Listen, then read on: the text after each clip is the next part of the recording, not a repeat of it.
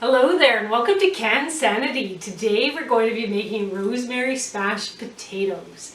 And I just had to put my rosemary plant up on the counter so that you can see just how beautiful it is even in the winter time. Okay, so before I get to talking about the recipe and making it, I want to talk to you about rosemary. Rosemary is a fantastic herb to grow. For years, when I was younger, I used to just buy a rosemary plant every year from the nursery and I'd grow it for the season and then I would toss it at the end of the season because where I live in zone 6A, there's no way that I could overwinter it in the ground. And so, but then over the years I thought, I really need to figure out how to keep these rosemary plants alive because you know, it's an investment to buy the plant and it's a shame to toss it out. And so we've done a few things over the years, and what we've found that works best is to grow it all the way until the beginning of winter. So in my area, which is zone 6A, we don't get winter really until December. We might get some snow in November, but real winter doesn't come until December. So we can keep our rosemary plant pretty much outside until the beginning of November. And what we do is when the first frost comes, we leave the plant outside and we let it get a frost. And we let it get a hard frost. And then what that does is it puts that plant into dormancy. And what's great about that is that then you can move it into your garage. And so we move our plant into the garage and we keep it in the dark, and if it happens to warm up and it gets up around 5 degrees, then we'll take it out of the garage and let it have some sun, and then we'll put it back in the garage when it gets at the end of the day and keep it back in the dark. And for us, we can keep our rosemary plant in the garage for 2 months, and if it's in the dark and you've watered it before you put it into the garage, that soil won't dry out. And so we don't water our plant when it's in the garage for those 2 months unless we take it outside to get some sun. And whenever we do that, whenever we take it out to give it some sun, if it's above 0, around 5 degrees, then we give it some water. And then after that, we put it back into the garage. And then what we do is we usually bring it out of the garage if it gets really, really cold. And just about a week ago, it went down to -20 overnight.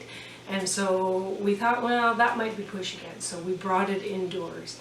And that's okay for us because it's the end of February, March on the weekend, just in a couple days.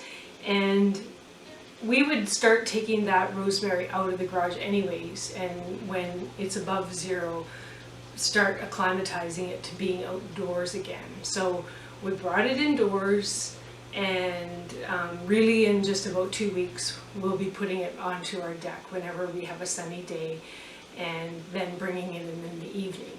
And now when you do that, you have to remember to harden off your plant. So you have to just expose it, bring it outside for an hour, and then bring it in after an hour, and gradually increase the length of time that the plant is outside until it can tolerate being outside all day long. And that will prevent the leaves from burning. And so I wanted to show you my plant to show you just how beautiful it looks. It's actually starting to bloom. We'll zoom in closer and look at how beautiful this plant really is. Okay, so I just wanted to point out, you can see that the rosemary plant is blooming, and it really looks beautiful when it goes into full bloom, and that's always in the dead of winter on my plants. And it won't grow too much until we start putting it outside, but as you can see, the foliage is really nice, a really nice dark green. It hasn't suffered from being in the garage for 2 months without sunlight. And that's because we shocked it into dormancy. So now I do sometimes just bring a plant and have it in my kitchen, and I leave it in the kitchen, and I harvest on it throughout the months. And it will suffer a little bit more. It'll stay green for 6 weeks, 8 weeks, and then it'll start to it'll start to lose a bit of its color and start to lose some of its needles. And so you can just bring them straight indoors, but it will actually do better if you put it into dormancy and keep it in the cold for a while, if you're going to have it indoors for many months. And for my area, I don't have spring until it starts about the middle of March, and sometimes we're lucky and all the snow goes and we can have these plants out as soon as the snow goes and the days are above zero and the evenings stay above zero. But sometimes it's even longer. So if you're living in an area where your winters are long, then this is how I would recommend that you carry your rosemary through the winter, is to first make it go dormant first and keep it in in the back of your garage. The part of your garage that's closer to your house will be warmer for it if you're in a really, really cold climate. But give it a try. Even if you're in a really cold area like northern Ontario or further north, I think that this method will work for you. So give it a try. Okay, so what I'm going to do is I'm going to take a couple of these rosemary sprigs for this dish. And what's great about growing such a large plant is you really can be generous with the amount of rosemary that you're going to use. And it's always fresh when it's your own plant. And so I'll just grab a couple of those. Now, before I start making the recipe, I want to say a few more things about rosemary. It's a real healthy herb to consume. It's part of the mint family, surprising. It doesn't look like mint, it doesn't taste like mint, but it is a part of the mint family. And it contains carnosic acid, and that is a very potent antioxidant, or works as a very potent antioxidant. And so there's a lot of health benefits to consuming rosemary. And when you grow such a big plant like this, then you can be liberal with how you use it. And I have all kinds of recipes that I do using rosemary. And I wrote a blog, and it is on Cansanity.com. So if you want to see the list of recipes that I have available right now for you to do, they're in that blog. They're listed at the bottom of the blog. And then I also talk a little bit about how you take care of a rosemary plant in the wintertime. So go to Cansanity.com and check out the blog. But it's just an overview. You can snip the leaves, pour some boiling water over it, let it steep for just 10 to 15 minutes, strain it, and it's a fantastic tea. I love drinking it in the evening. It's very aromatic, so I find that when I'm really stressed, if you just even cut up or crush some of the rosemary and just give it just inhale it, it's just very calming. And so it's a nice plant to have around the house because you can use it in many ways, cooking, and also in just to inhale, just to enjoy the aromatherapy of it. And it's great in both savory and sweet dishes. Today I'm making smashed potatoes because it's honestly so fantastic and so easy that I have to share it with you. But over the next couple weeks, couple months, I'm also going to put a couple other videos out there on how you can use rosemary in some sweet dishes. And fantastic in a rub for chicken or beef. And so it is worth taking the time to grow a rosemary plant because you can use it in so many ways. And the other great thing to use it for is to make a simple syrup with the leaves and then use it in your favorite cocktail. And my favorite is using the simple syrup with some grapefruit juice and vodka, and it's just super fantastic. So I think that's all I'm going to say now about the plant. Let's get started with the recipe. Okay, so let's talk about the ingredients. I already have my fresh rosemary snipped, and you'll also need 2 pounds of mini potatoes, and you can use red or the Yukon Gold mini potatoes, and even you can see sometimes in the market a mix of red, yellow and black potatoes, and that makes an interesting dish to have those colors. And but here I have the Yukon Gold mini potatoes, 2 pounds. You're going to need apple cider, and I have half a cup measured out. You're going to use kosher salt, pepper, and olive oil, and that's it. So let's get started on the recipe. Okay, so I have my pot. This is an 8-liter pot, and it's already boiling. I have it filled to halfway, and I'm just going to add in a generous amount of kosher salt. And then I'm going to add my 2 pounds of potatoes. And I'm going to cook those for 10 minutes until they're pretty much cooked. So I'm just going to start my timer and cook it for 10 minutes. Okay, so I've just taken the leaves off of most of the rosemary that I snipped, but I just wanted to show you it's really easy. I give them a rinse, and then you just pull them off. They come off really easy. And I am always super generous with the amount that I use. And so then just take your knife and just chop it roughly. I mean, it doesn't have to be really fine. But if it's finer, then you're going to have more to distribute on the potatoes. So I'll just run my knife through there a couple of times. And I usually use about 2 tablespoons of rosemary for this recipe.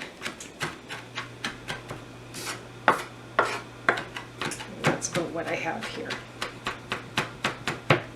Okay, so I ended up cooking these for 12 minutes from the time I dumped the potatoes into the pot because it had to come back up to a boil, so 12 minutes.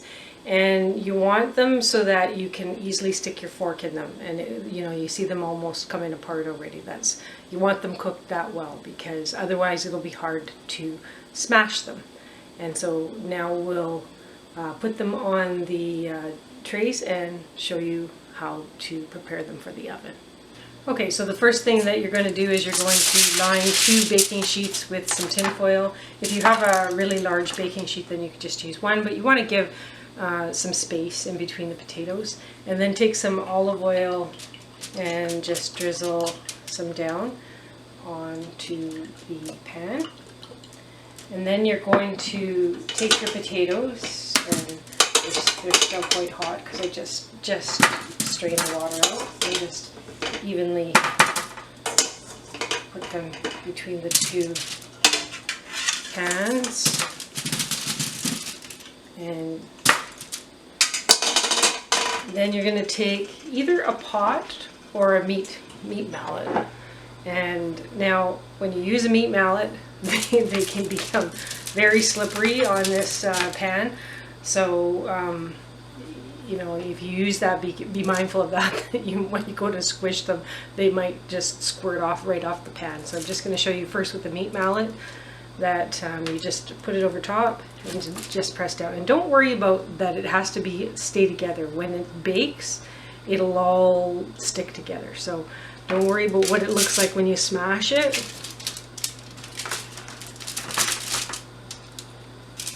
Just make sure that I kind of just squish it together. See what I mean?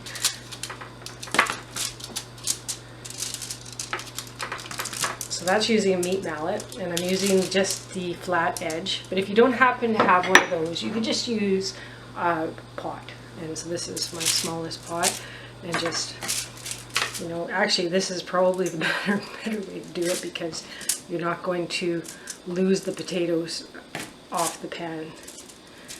So if you have a small pot, then just use that. So you can squish them all kind of together and then just move the potatoes around after you've smashed them. So I'm just going to go ahead and smash all of the potatoes. So one tip, if it bothers you that the potatoes are sticking to your mallet or your bottom of your pot, you can spray it with some cooking oil, and then it'll stick less. It doesn't really bother me. I just kind of pull it off and put it on top of the potato. So now the next thing that you're going to do is just going to drizzle some more olive oil, and this is what's going to help it get nice and crispy. So, you know, you can be pretty generous with that. And so you want to make sure that you get some olive oil on all the tops. And then you're going to put on some rosemary. And I mean, I love rosemary, so I'm really generous with my rosemary. I save a little bit to put on top for serving, but pretty much I put it on, most of it on, before I bake, before the bake.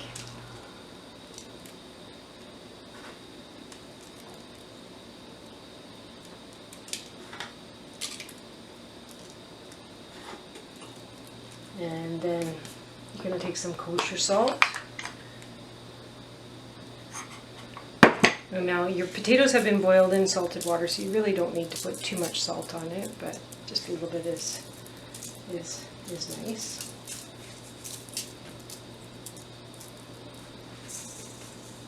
And then some black pepper. And if you have a pepper grinder, then you can just grind some black pepper over top, or you can just use about a half teaspoon of black pepper on top. And you know, when you serve this, people generally like to salt and pepper their food, so you know, you don't have to worry too much about the pepper, because you can always add that afterwards. And so now I have my oven preheated to 425, and I like my potatoes to get really crispy, so I move the rack from the middle position to the top third, and that way the potatoes will get nice and crispy. Now, if you have a smaller oven, you might not have that option, so then you'll bake it in the middle of the oven. But my oven is a large oven, so I move it to the top third. And so now I'll just pop these in the oven, and I'm going to bake them for 30 minutes. Okay, so it only took 22 minutes today to crisp up the potatoes the way I like, and so that's all. I took it out early. And depending on your oven and where you position the baking sheets, it might take a little less or a little bit longer than 30 minutes. So here I have in this measuring cup half a cup of cider vinegar. And that seems like an awful lot of vinegar for these potatoes, but honestly, you want to put that much on them, because if you just put a little bit on, you won't even taste it. And I have a pastry brush in here. If you don't have that, then you can drizzle it on, but it just works well to use a pastry brush. So then what I'm going to do is I just saturate the tops of these potatoes with the vinegar, and you're going to be really generous, like you're going to use it all up. Because again, if you don't use it all up, you really won't even taste it. And so this gives a kind of salt and vinegar kind of flavor to your potatoes, and it's just fantastic. Now, if you don't have cider vinegar, you could use malt vinegar, but I like the flavor of the cider vinegar. So I'm just going to finish coating all the potatoes. Okay, so next you can take the rest of your fresh rosemary and just sprinkle that on, so you have some fresh rosemary on there as well. And then just serve it up. Now I just have a small plate here, But just so you can see, look how brown the undersides of the potato is, and it's nice and crispy. And so these are excellent as a side with hamburgers or roast beef or roast chicken or fish. And so I would use that much as a portion, and then I'd always dollop a good dollop of sour cream in the center. Okay, so as you can see, that was super easy, and these potatoes are super delicious. Don't be put off by the fact that there are 2 pounds of potatoes that you're going to cook up, because they will go fast. There's only 2 people living in this house, and we'll eat these up in 2 days. They are excellent with hamburgers, excellent with roast meat or fish, and awesome with a side of eggs.